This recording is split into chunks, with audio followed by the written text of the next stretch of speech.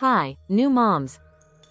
If you've recently had a C-section and want a comfortable way to breastfeed, you're in the right place. Today, I'll show you how to master the football hold, a nursing position that keeps your baby off your incision and makes feeding easier and more comfortable. The football hold is perfect for C-section moms because it keeps your baby tucked under your arm, like holding a football.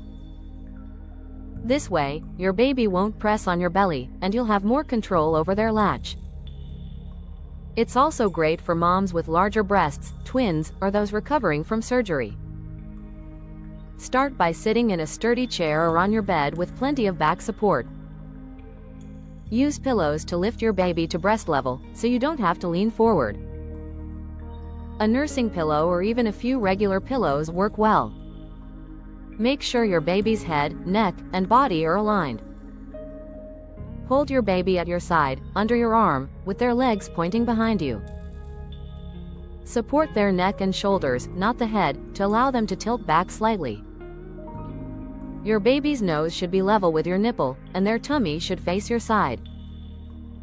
This ensures a good latch and comfortable feeding. Gently guide your nipple to your baby's mouth. Watch for a wide open mouth and ensure their lips flare out. Remember, their chin should touch your breast first. Once latched, your hand can support their shoulders or upper back. Keep your incision area clear and pain-free. Use pillows under your arm or baby's legs for extra support. Keep your shoulders relaxed and switch sides as needed. If you notice any pain or discomfort, adjust your baby's position slightly. With practice, the football hold can make feeding easier and more comfortable, especially after a C-section. Thanks for watching. Remember, every mom and baby are different, so don't worry if it takes a few tries to get it right.